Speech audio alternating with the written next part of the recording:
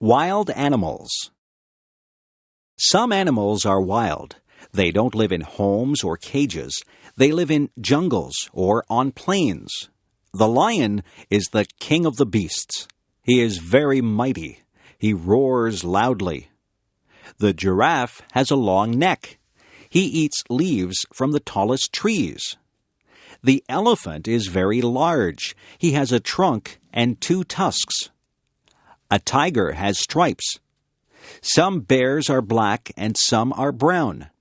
There are even white bears called polar bears. A kangaroo lives in Australia. That is the only place that you would find a kangaroo except in a zoo. It might be frightening to run into a wolf or a fox. Monkeys run and play in the trees. In Canada, we don't see lions, tigers, giraffes, or monkeys running wild. There are squirrels in my backyard. Sometimes I see a raccoon or a chipmunk. In northern Ontario, you might see a moose or a bear. I have seen a deer in the forest. There are many wild animals. You can see wild animals if you go to the zoo.